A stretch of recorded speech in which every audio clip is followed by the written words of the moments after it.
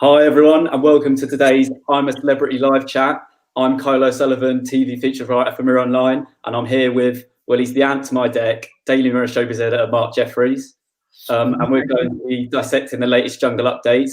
So Jeffers, we've got one pretty big standout character in the first few episodes, and that's been Jordan North. He's dominated much of the coverage. What have you made of him, and how much he's been shown? Yeah, I mean, it's been quite incredible, really. A week ago, I've got to be honest, I didn't really know a great deal about him, barely knew who he was. And now it is almost like the Jordan show. He's been front and centre of every episode so far. And I've got to admit, I quite like him. He seems a very down-to-earth kind of guy. I think maybe some of the things that he's done, other people can relate to, when he was throwing up before he abseiled down, and also when he came, sort of did the Viper Vault and was in front of those sort of 60 snakes. I think a lot of people watching at home would feel the same way. And he also just seems a bit of a normal lad when he's talking to Mo about having a pizza and watching a DVD. I think a lot of other people are like that. So, yeah, I think he's got off to a really good start. There is a danger. We're only a couple of days in. It's a 3-week show. There is always that danger that someone can start really well and people get a bit fed up with them later on. So I wouldn't be quite crowning him King of the Jungle just yet. But I mean, yeah, it's been interesting and nice to see sort of I'm a Celebrity make a new star, really. Yeah, definitely. There's been a lot of comparisons to sort of your Gillian McKeiths and Helen Flanagan's. People may be fearing you might get voted for every child. I mean, he did quite well last night, despite his sort of crying and whimpering. Also, people have been saying he might be putting it on a bit. What do you think? Yeah, I did notice that myself. He's in danger of getting called a faker, I suppose. I'm not so sure. Anne and Deck, I think, are quite good judges of characters, and they were really saying last night's trial was, one of the best they've ever seen. And I think if they felt that he was putting on, they would definitely not have said that, and they'd have been holding back. He did seem to I think the reason people have got that impression is he went from virtually saying, I'm not going to do this, there's no way I can do this.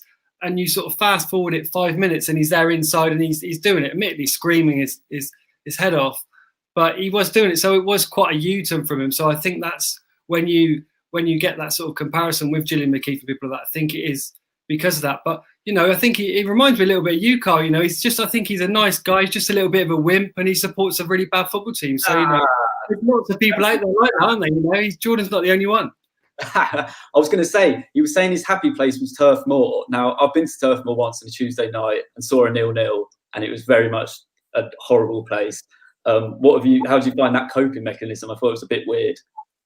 It was really strange, but it wasn't so strange to me because he did talk about it a lot with us just before he went into camp. We do these phone calls with the contestants, and he said a lot of his family were in the army, and they'd all said that he needed to get a sort of image in his head if he was ever going through mental anguish in there, and he had to kind of picture this place. And he was talking about Turf Moor a lot, the home of obviously Burnley football team, and also he was saying it's the whole day for him. He meets up with his family, goes and has a few pints of Guinness, then he walks to the ground, and then when he's in the ground, he feels really happy. So it did seem weird to hear him keep saying it over and over again. But on the other side of it, I mean, it did work for him. He did stay in there. He did do the full 10 minutes, and they won 9 stars. So, I mean, it worked. It was just a bit odd, and obviously it did lead to, I noticed even other teams were talking about Turf Moor being their happy place because obviously Burnley don't win that many games. Famously. So looking forward to tonight, we've got the Frights the Round Table trial. So let's have a little quick look at that. Warden, can we have the next dish, please? Warden, can we have the next dish, please? This is nuts roast. Stop laughing! But it looks very funny. It does. Can you guess what it is? Yeah, it looks like some form of testicle. Deer's testicles. Oh, right. Oh, dear. Now, you've got to eat one whole testicle to win a star. Even the end bit? The whole thing, yeah. Oh, my. So choose your testicle. Choose your testicle. It's the line I was born to say, Beverly.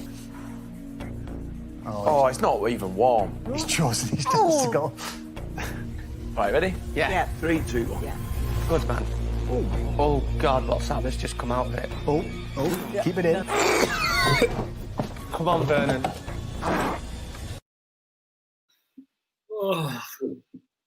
Has anyone ever asked you that, Cole? Choose your testicle. I mean, it's not sad. common phrase, is it? No, but- yeah, well, I mean, that looks particularly grim. What can we expect from the trial tonight?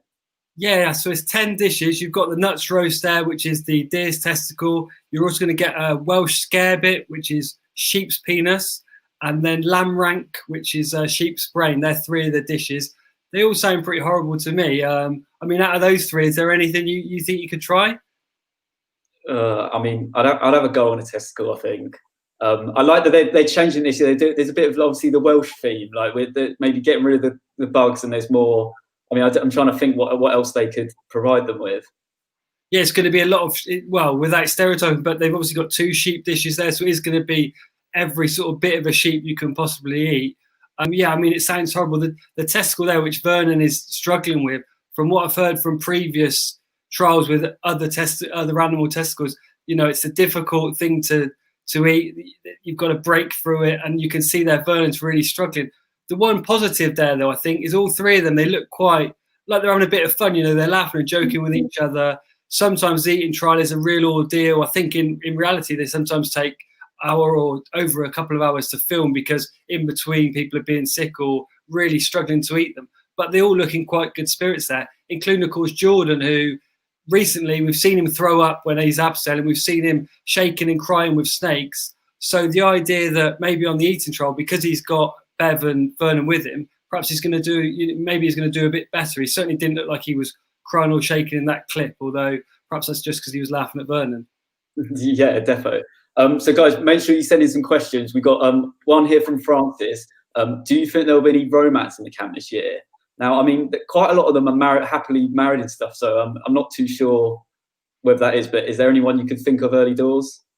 I went through the list early on, and I think there's, yeah, like as you say, I think there's only a couple of them that are single. Jordan is single, I think, and Jess as well. But we did ask both of them about romance, and they just, yeah, Jess was saying, you know, that's not really in her mind at the moment. She's happy with it. She's got a 4-year-old daughter. She said sort of they're a team, and she's very happy as she is. And she was also saying she can't imagine really there being a romance in camp. And to be honest, having been there in the castle, it's not the sort of place where I can imagine much romance happening. Even the jungle, people say, is not quite right conditions because it's dirty and stuff. But at least there, it's hot and they sunbathe, and it feels sometimes, I think, like a bit of a holiday in the camp. And I could imagine it, you know, it being maybe a possible place for a bit of flirting or a bit of romance. The castle is just quite cold all the time. I mean, you look at that shower, there's not, you know, 2 people aren't going to get in there and sort of have a kiss. Yeah, definitely not. It's just horrendous. Well, it's also meant to be haunted, isn't it? You got ghosts flying about. Yeah, it's not the romantic scene. I mean, so Jeff, as you have been there, you are our king of the castle. What we see on screen, is that similar to what you saw? Is there anything different? Is it? I mean, it looks pretty grim. Yeah, I mean, I think visually it looks great. It's one of the really good things about changing to the castle this year. It's just a change, and also the lighting on it. Particularly, they're doing a lot of the filming in the dark. I think it looks really good. But actually, to stay there would be really horrible. I mean, that room where they're sleeping, I know they've been saying that the hammocks are really uncomfortable, but the room itself is just, I mean, it's sort of like sleeping in a graveyard, or if you're in a sort of an old church and all the windows have been smashed in. Because there was, I think, 2 or 3 of the beds, I sort of looked where you would and where you'd sort of wake up and your head would come off the pillow, and your view basically was of three windows where all the glass was smashed out and the shards of glass were still there. I mean, it'd be like you have a nightmare. And then, you know, other parts of the room, there's they've still got live moss and ivy growing on the walls, which they've deliberately kept, I think, because it looks good. But I mean, the idea of waking up and there's all this sort of mold lying around as well. I mean, I really can't see how you would get a good night's sleep in there at all.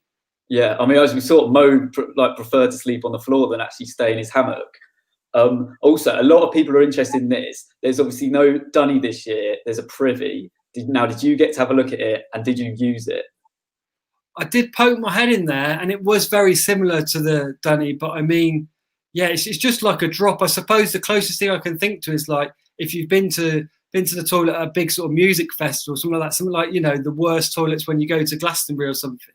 It's quite similar to that, but But obviously the big difference here is at the festival you sort of run in and run out, but you know, as we've already seen, you've got to clear that, you've got to tidy it away. You know, they've got to clean up after themselves, and that is obviously the worst job in there. Yeah, again, just the idea of, you know, you wake up, you have that really horrible sort of shower which might be lukewarm, and then your next job of the day is either to light the fire or go and collect some wood or clean out the toilet. I mean, it's not, you earn your money, don't you, I think, as a celebrity doing that. If you've got to clean the toilet every couple of days, that wouldn't be something I'd want to do. We've got a delightful question in from Verity asking, which animal's testicle would you rather eat? I mean, I'm not, I mean, I suppose you say the smaller the better, wouldn't you? So maybe, I don't know, a squirrel or something's running around there? Yeah, it's a lovely question. I mean, I'm not a connoisseur when it comes to animal testicles, but yes, I don't know, an ant, you know, some sort of insect, perhaps it could probably be fairly easy. Then I would have thought I could just eat the whole thing. But yeah, squirrel's a good idea as well, as long as it's not the one that time on Bake Off, because I think that would be what a mouthful. Yeah. Question from Ramzan, who's your money on getting voted off first? So obviously we're very early stages, but we're seeing some favourites emerge, and then obviously there's people that aren't getting much screen time. So who do you think is first for the chop? Yeah, I think it's a really big problem for some of them in there at the moment, is they're just not getting on screen. I do hope tonight on the show, from what I'm hearing, I think, you know, we might see the equivalent of a Dingo Dollar challenge, you know, a castle challenge essentially, and things like that, which will allow other pairs of people to go off and do things, because there's quite a few in there we're not seeing. I mean, Jessica, she may have been in the castle the last 40 hours, she may not. We've not really seen her. Holly did do a bit of cooking, but she's not really had a chance to shine either. So there's quite a few of them at that end who just aren't, who could be the first to go essentially, but not through any fault of their own. I just think that they're not really getting any screen time. Giovanna, a lot of people on social media, that, you know, they were saying to me that she's going to be Queen of the Jungle. She's obviously got a huge following, millions of downloads of her podcast, and I've no doubt from what everyone's told me, she is lovely, but I don't really feel like she's had much airtime at all, which I'm quite surprised about. And even Mo, we've seen a couple of stories now, but I thought after other sort of appearances he's had on things like the Cube and stuff, I did wonder whether he was going to get voted to do loads of trials so we could see him running around doing that. But he's not really had a great deal of airtime either. So it's quite difficult to choose who's going to go. But there's quite a few people who I feel definitely need to get back on screen or need some sort of screen time. Otherwise, the danger is you almost forget they're in there. And, you know, if it goes, it's all right being a couple of days not being on screen, but if you get to 4, 5, 6 days and you've still not made any impact, when it comes to voting, people aren't really going to vote for you, and you sort of, you're in and out and you've not really done anything, and your jungle experience is over and you've not done a trial or anything. And I think even as a celebrity, you maybe don't want to do loads of trials, because obviously they're quite painful or upsetting, but you want to at least do 1 or 2. So I think you don't want to be right at the back and not noticed. Yeah, definitely. Well, funny. So you mentioned sort of screen time. We have got, we will be having at some point the return of the Dingo Dollar challenge, now the Castle Coin challenge, and it's in Ye Old Shop. And gone is Kiosk Keith, gone is Kev, and we've got their Welsh cousin Kiosk Cledwyn. Seems to be a bit of a jolly farmer. What sort of things do you think they're going to be doing for these new challenges? Yes, it's very difficult to know, because it used to be a run around the bush. You know, there used to be lots of space outside. It was always that kind of thing. I think they're going to be quite similar to the trials we've seen so far. I understand they're going to be using castle coins to pay in the shop. We did pass the shop and the guy did look pretty grumpy, so there's no changes there. He didn't speak to us, he sort of grunted at us. And so, yeah, they're definitely bringing that back. Like I say, they're going to be using these coins. And that is the good thing about that is it's not quite the same as the full trial, but it is something else. It's another thing a pair of contestants can do. So I'm hoping that will get some of them on screen. You know, I want to see when people say to me, Giovanna's one of the loveliest women in the world, I want to see, you know, why, and I want to see more of her on screen, and the same for a few of the others. We've got a question coming from Robin. This is, I think a lot of people want to know. Do you think they'll ever do a public version of I'm a Celebrity, Get Me Out of Here?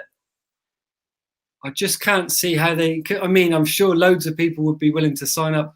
I guess the closest thing I could see would be maybe a like an amusement park. Maybe there could be a ride like that, or you know, maybe some way that you could do commercially do some sort of eating trials or some sort of the other trials. I think that's probably if ITV are watching this and they want to give me a bit of commission, that would be the thing to do, is probably commission one of the amusement parks to have some sort of I'm a Celebrity themed area. And there are a few of the trials you could convert, I think, with slime and various things, and maybe some sort of ride or something. And I think that would work quite well. I mean, the idea of all doing the whole camp thing would be great. I just think financially, it's such an expensive show to make. I'm not sure how they could convert it and make it available to the public. The closest thing I suppose you get is in Australia, just before the show, about 10 Australians, they always get to have a go and they camp for a couple of nights. That is for the guinea pigs, and to get all the camera angles right and stuff. Yeah. And so you actually do get to do it as such. And that you see them and they're wearing all the right the gear and everything. And I was told when I went over to the castle that they did let some people in. I think about sort of half a dozen people got to go in there. Don't think they were allowed to stay overnight, but they got to play a few of the games and stuff. So for sort of half a dozen people, it's already come true. But I think in terms of a grander scale, I don't think it'll ever happen. Sad news. Well, on that, I think we'll wrap up. Thanks for tuning in, guys. We'll be back tomorrow. So stay tuned and keep questions coming in tomorrow.